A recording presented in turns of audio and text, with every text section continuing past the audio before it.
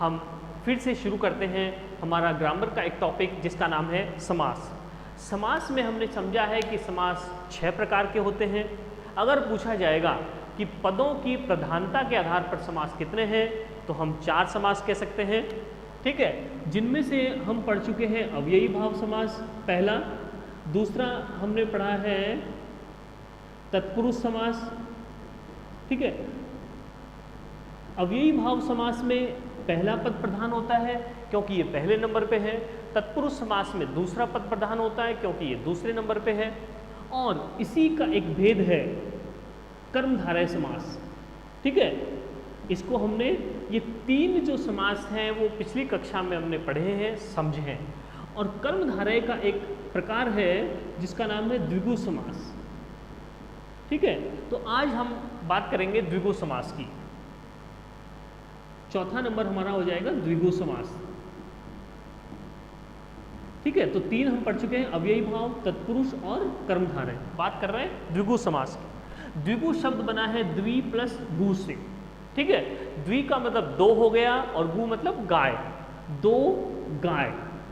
तो यहाँ 2 शब्द आ गए हमारे पास। एक तो ये आ गया, ये क्या है, एक संख्यावाची शब्द है, नंबर को प्रकट कर रहा है, संख्या को व्यक्त कर रहा है, ठीक है। तो गाय कितनी है, 2। तो जहाँ 2 शब्द हों, एक ये और एक ये, पहला जो शब्द है वो अगर संख्यावाची होता है, जिसका प्रथम पद संख्यावाची हो, और दूसरी बात क्या आएगी कि यहाँ पर समाहार हो, ठीक है। गिनती आ गई तो हम कह देंगे समूह है या समाहार जहाँ पर होता है उसे हम क्या कह सकते हैं, उसे द्विगु समास कहते हैं। कैसे, जैसे मैंने लिखा अठन्नी या 8 आने भी लिख सकते हैं, अठन्नी। तो यहाँ पर हो जाएगा 8 और आने, 8 आने जो होते हैं तो अठन्नी, या 50 पैसे भी कह सकते हैं। तो उसको हो जाएगा 8 आनों का समूह है, 8 आनों का समूह है या समाहार, ठीक है। या फिर हम लिख देंगे इकट्ठा, इकट्ठा, इकट्ठा।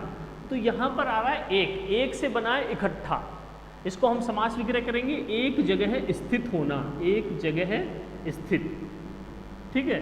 तो इस प्रकार से जिसका पहला पद संख्यावाची हो, 8, 9, 10 इस प्रकार से, तो उसे हम क्या कहेंगे, द्विगु समास कहेंगे। नेक्स्ट हमारा जो है वो हो जाएगा, द्विगु के बाद में हमारा हो जाएगा द्वंद्व समास, ठीक है। तो यहाँ पर हो जाएगा द्वंद्व समास। द्वंद्व समास क्या है, द्वंद्व समास जैसे लिखा है, दोनों ये और ये 2 शब्द लिखे हुए हैं, दोनों समान दिखाई दे रहे हैं। समान कैसे दिखाई दे रहे हैं कि जैसे एक मैं एग्जांपल दूंगा कि जैसे मम्मी और पापा है हमारे घर पे, ठीक है। तो हमें कोई चीज़ की आवश्यकता होती है, कोई चीज़ हमको खाने के लिए या कुछ पहनने के लिए, ठीक है। तो पापा तो हमको क्या होता है कि हम कुछ भी मांगते हैं और हमारी तुरंत ही ख्वाहिश पूरी हो जाती है, ठीक है। हमको कोई भी चीज़ लानी तो तुरंत खुश होकर दे देते हैं। लेकिन मम्मी क्या होती है, कई बार पिटाई भी दे सकती है, कई बार मार भी सकती है। लेकिन ये दोनों मम्मी और पापा, माता और पिता दोनों समान हैं। मम्मी पिटाई भी कर देती है लेकिन फिर भी दोनों समान हैं, माता और पिता 2 शब्द हैं, ठीक है। तो माता और पिता ये 2 शब्द हैं, तो लेकिन दोनों समान हैं, तो जहाँ दोनों पद समान हों उसे हम कहेंगे द्वंद्व समास कहेंगे, ठीक है। जहाँ पर दोनों पद समान हो, कोई भी पद प्रधान नहीं हो, दोनों की समान अस्तित्व हो, इसलिए हम उसको कहेंगे द्वंद्व समास, ठीक है। इसके 3 भेद हैं। द्वंद्व समास के 3 भेद हम समझ सकते हैं। सबसे पहले आ जाएगा उत्तरेतर द्वंद्व, सॉरी इतरेतर द्वंद्व, इतरेतर द्वंद्व। सेकंड नंबर हमारा हो जाएगा समाहार द्वंद्व, और थर्ड नंबर हमारा हो जाएगा वैकल्पिक द्वंद्व। तो इस प्रकार से द्वंद्व समास के 3 प्रकार हैं, इतरेतर द्वंद्व, समाहार द्वंद्व और वैकल्पिक द्वंद्व। यहाँ पर जब समास विग्रह जब हम करेंगे तो यहाँ पर कुछ शब्द आएंगे जैसे कि और, तथा, एवं, ये इस प्रकार के शब्द आ सकते हैं। जहाँ पर ये तीनों में से कोई शब्द आएगा तो वो कौन सा कहलाएगा? इतरेतर द्वंद्व। जहाँ पर आदि या इत्यादि, जहाँ पर ये दोनों शब्द आएंगे तो वो कहलाएगा समाहार द्वंद्व, और जहाँ पर या अथवा इन दोनों में से कोई शब्द आता है तो वो वैकल्पिक, वैकल्पिक यानी विकल्प होना, ऑप्शन होना, ठीक है, तो वो कहलाएगा वैकल्पिक द्वंद्व। ठीक है, तो जैसे मैंने लिखा माता पिता, तो माता पिता क्या हो जाएगा? माता और पिता, ठीक है, दोनों पद समान है और इसलिए हो जाएगी। यहाँ पर हम और भी लिख सकते हैं, तथा भी लिख सकते हैं और एवं भी लिख सकते हैं, तो माता और पिता। इस प्रकार से इसके बाद में यहाँ पर एक एग्जाम्पल और भी हो सकता है, जैसे मैंने लिखा 25। ध्यान रखिए 25 जो शब्द हमने लिखा, इस शब्द में भी कौन सा समास हो जाएगा? द्वंद्व समास है। कैसे? इसका जब समास विग्रह करूँगा तो बनेगा 5 और 20, और आ गया यहाँ पर 5 और 20, ठीक है। तो यहाँ जब और आ गया तो यहाँ पर कौन सा हो जाएगा? इतरेतर द्वंद्व। इसके बाद में हम देखेंगे, इसके बाद में है समाहार द्वंद्व। समाहार में क्या हो जाएगा? जैसे मैंने लिखा बाल बच्चे, तो समास विग्रह क्या हो जाएगा? बच्चे आदि, बच्चे इत्यादि, ठीक है, इस प्रकार से लिख देंगे बाल बच्चे, ठीक है। तो और उसके बाद में आ जाएगा वैकल्पिक द्वंद्व। वैकल्पिक में क्या हो जाएगा? या तो ये या फिर ये, विलोम शब्द आ जाएंगे इसमें। जैसे मैंने लिखा सुख और दुख, ठीक है, तो सुख दुख जो है वो अपोजिट वर्ड है, इसलिए सुख या दुख हम लिख सकते हैं। सुख दुख या रात दिन, इस प्रकार के जो शब्द हैं वो आ जाएंगे वैकल्पिक द्वंद्व में। तो इस प्रकार से द्वंद्व समास के 3 भेद हैं, इतरेतर, समाहार और वैकल्पिक द्वंद्व। नेक्स्ट हमारा जो लास्ट है समास, उसका नाम है बहुब्रीहि समास, ठीक है। द्वंद्व समास हो गया हमारा, और अब हम बात करेंगे बहुब्रीहि समास की। बहुब्रीहि समास क्या है इसको समझना है, ठीक है। बहुब्रीहि में एक शब्द आ रहा है बहु, बहु का मतलब होता है बहुत सारा, और ब्रीहि का मतलब है अनाज। तो बहुत सारा, बहुत अनाज वाला या बहुत अन्न वाला, इस शब्द का शाब्दिक अर्थ निकल रहा है, बहुत अन्न वाला। या हम याद रखने के लिए इसको ऐसा भी समझ सकते हैं, ब्रीहि। ब्रीहि से हम क्या बना सकते हैं? एक शब्द बाहर बना सकते हैं, बाहर। ब्रीहि को हम इस प्रकार याद रख सकते हैं कि बाहर। तो जहाँ कोई बाहर वाला शब्द प्रधान हो, बाहर वाला मतलब कि समास में 2 पद होते हैं, ठीक है, लेकिन यहाँ पर कोई बाहर वाला पद प्रधान है। बाहर का मतलब जिसमें दोनों पद गौण हो, दोनों पद जहाँ पर गौण हो, गौण का मतलब प्रमुख नहीं है, जहाँ पर दोनों पद गौण हो और कोई अन्य पद, अन्य पद भी कह सकते हैं, या तीसरा पद, जिस समास में कोई अन्य पद या तीसरा पद प्रधान होता है, उस समास को हम बहुब्रीहि समास कहते हैं। कैसे होता है तीसरा पद प्रधान? जैसे मैंने लिखा, एग्जाम्पल में दे रहा हूँ गजानन, ठीक है, तो यहाँ पर 2 शब्द हैं, ठीक है, एक गज हो गया, एक आनन हो गया। तो यहाँ पर 2 शब्द आ गए, लेकिन यहाँ पर कोई गज यानी हाथी की बात नहीं हो रही है। गज का मतलब हाथी और आनन का मतलब मुख।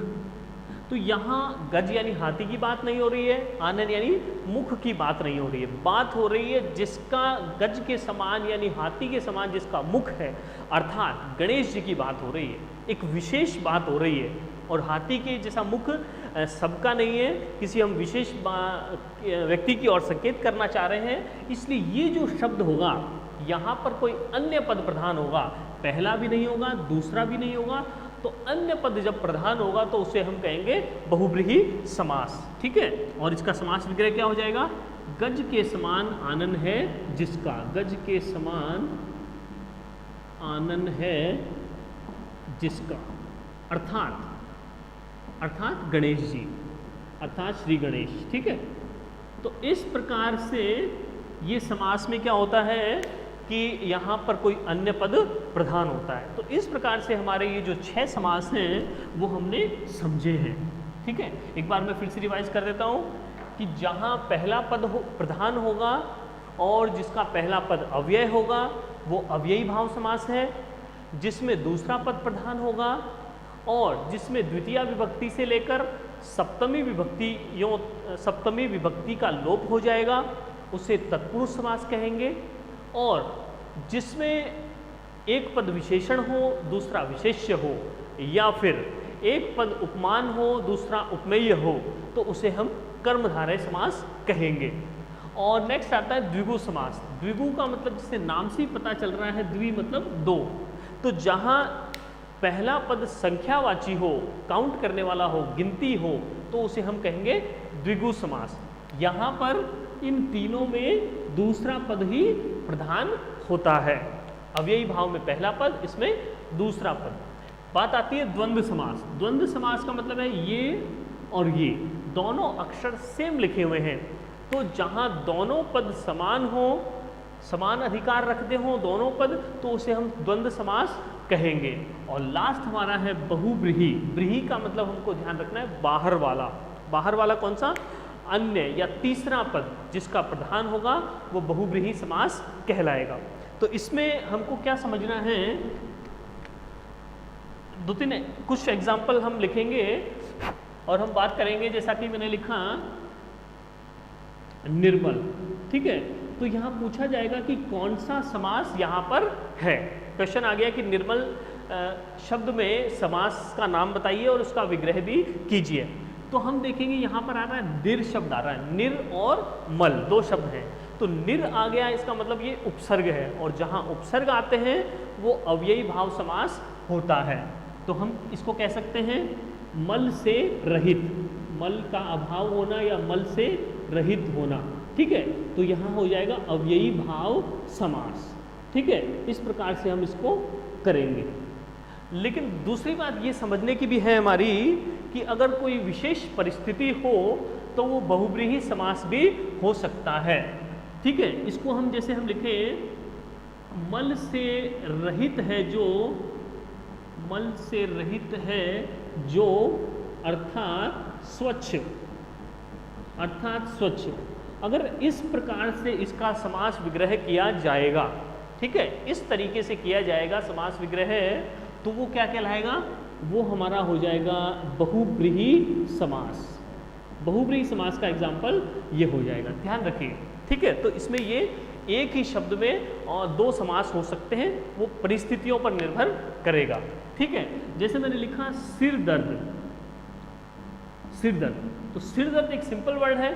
जब इसका समास विग्रह करेंगे कि सिर में दर्द, ठीक है, तो ये हो जाएगा हमारा तत्पुरुष समास। ठीक है, यहाँ हमने लिख दिया अधिकरण तत्पुरुष, अधिकरण तत्पुरुष, क्योंकि में आ गया इसलिए यहाँ पर हो जाएगा अधिकरण तत्पुरुष। लेकिन अगर इसका समास विग्रह हम इस प्रकार से करें, सिर में दर्द के समान, सिर में दर्द के समान है जो व्यक्ति या परिस्थिति, या परिस्थिति, ठीक है, ऐसी परिस्थिति या ऐसा व्यक्ति जो हमारे सिर दर्द के समान है, जो हमको बेकार लग रहा है, जो हमको परेशान कर रहा है, जिसको हम अवॉइड करना चाह रहे हैं, तो वो क्या हो जाएगा? वो हमारे लिए एक सिर दर्द बना हुआ है। ठीक है, तो सिर दर्द का मतलब सिर में दर्द होना ही नहीं है। सिर दर्द हम किसको कह सकते हैं? किसी व्यक्ति को भी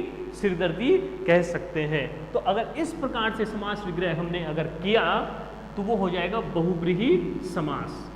ठीक है, तो इस प्रकार से और भी हम अभ्यास करके समास को समझ सकते हैं। अलग अलग जो एग्जाम्पल होंगे उनकी प्रैक्टिस करके हम समझ सकते हैं कि यहाँ पर कौन सा समास होगा। ठीक है, तो और इसी के साथ ये हमारा समास टॉपिक समाप्त होता है। मिलते हैं नेक्स्ट क्लास में। धन्यवाद।